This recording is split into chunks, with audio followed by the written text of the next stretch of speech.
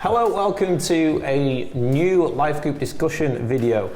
This month we are looking at how do we find joy, which has been our teaching series here on Sundays, looking at the book of Philippians. And we're going to take another theme from the book today, and we're going to discuss this. And I am honoured and blessed to be in a group of incredible people. We've got Judy from Workington, our location pastor. We've got Alan here in Penrith, and we have Louise, who's across all locations of church because she's a gift and she just does all sorts every Sunday. And we want to look at unity, because it says here in Philippians 2, it says this: "Then make my joy complete by being like-minded, having the same love, being one in spirit and of one mind." So Alan, here's a question to kick us off, and for you all to kick in afterwards, is this: how does unity amongst us believers reflect the heart of Christ and bring joy to both church and the world? I think one of the most obvious characteristics of Christians when they are functioning well in community is that they love one another. Jesus said that we were called to love one another and in the manner that he loved us. And then he goes on to say, "By this will all men know that you're my disciples." And so it seems to me that a hallmark of Christian fellowship is love. Love for one another that's genuine, sincere and honest and open. And that brings joy to everybody. Incredible. Very good. Louise? Yeah, I think it's also about recognising that our lives are about so much more than just ourselves. I think sometimes in this world we can have that tendency to be a little bit inward focused and look at our preferences and what we need and what we want. But ultimately Jesus set us free not just for our own benefit, but so that we can become more like him, and that we get to lay our lives down for the good of those around us. And it's that self-sacrificial love that is at the core of what it means to be part of the body of Christ. Yeah. Very good. Excellent. Yeah. Excellent. Well done. Excellent, Louise. Judy, come on. Give us a gold. Well, I was looking at the beginning of the chapter where it's saying, be like-minded. So what is it that he wants us to be like? It's that if you've been encouraged by being united with Christ, if you've got comfort from his love, etc., if the tenderness and compassion of God in your life, then you should want to share that. And we share that by showing it to one another. And I think in the world at the moment, people are just so used to war and arguing and division that to see something different is refreshing, and they can see that in us if we're united. Very good. Very good. So what do you think are some of the biggest barriers that we face today when it comes to unity? And it says in Philippians 2 verses 3 and 4, it talks about humility, and it also talks about selfishness. Selflessness, not selfishness. That's very different. Selflessness. Yeah. How can we overcome those biggest barriers with humility and selflessness? We got Judy first. I think God's been speaking to me a lot lately about killing my ego. I think in the world people are very keen to share their opinions, their ideas as being fact, and are not willing to listen to other people. And I see Jesus doing a lot of listening to people.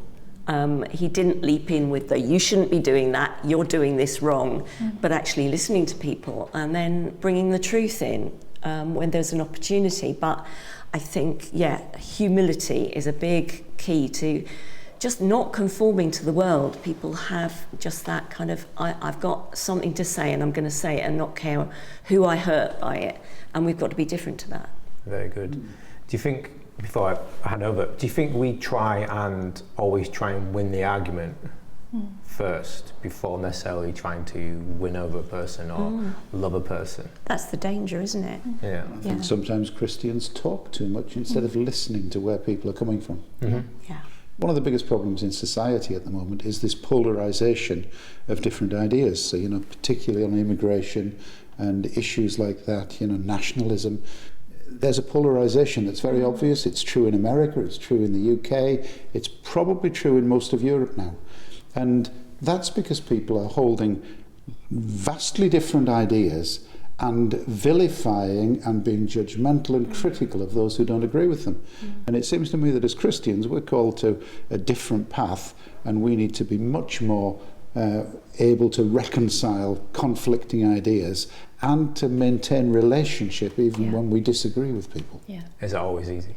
Oh, not a bit. Not a bit. You know, because I've heard you preach, and that's, you know, it's a real problem having to correct your theology. It was just one. I just knew this was going to happen.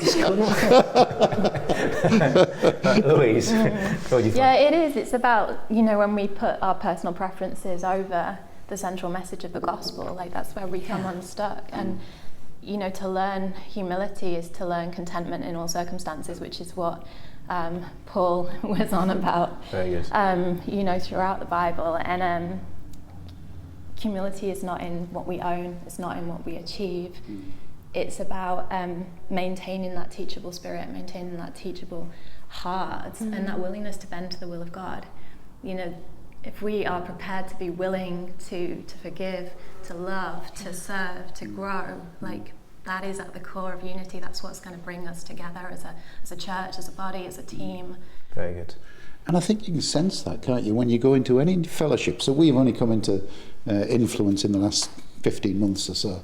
And I remember the first time I came in, you can sense where fellowship and community are real. And it's almost, you sense it almost as soon as you walk into a church. And it was very obvious to us.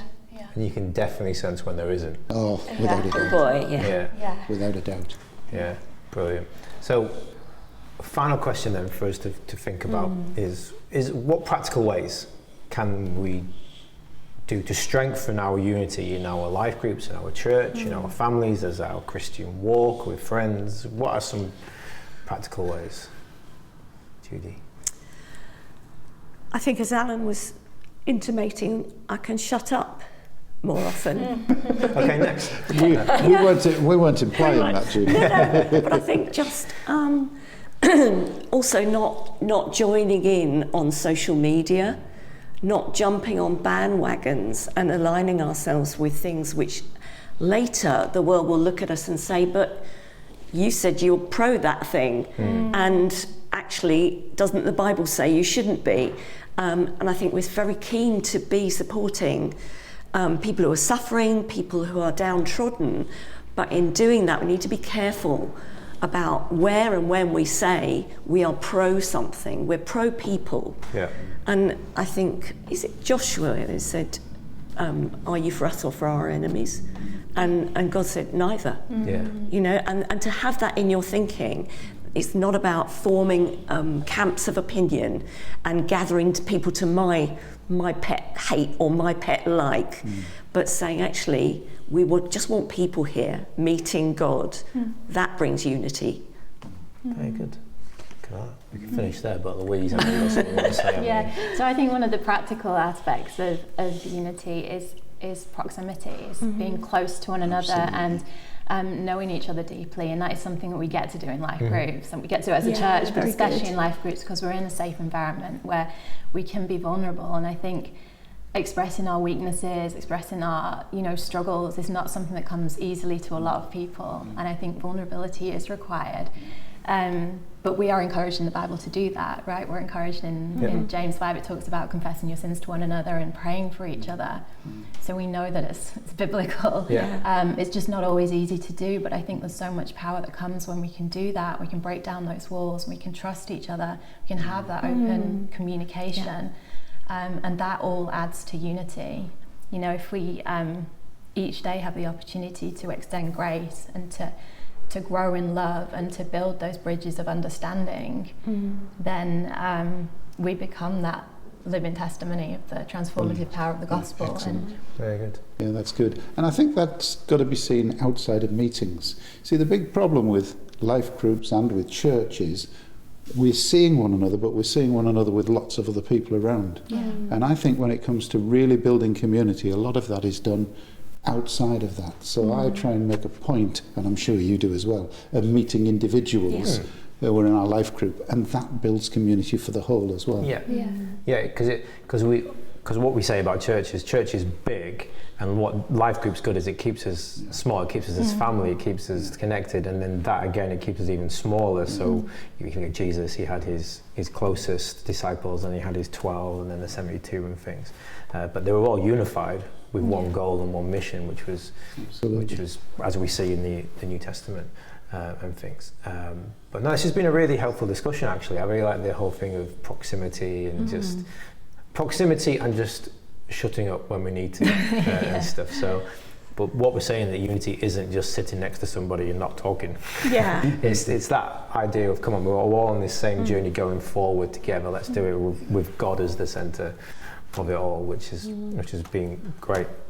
This has been an incredible discussion, just even ever so briefly, about unity, and we're going to hand it over to you guys now in your life groups to unpack this subject a bit more. But thanks for joining us, and we'll see you next time. Bye. Bye.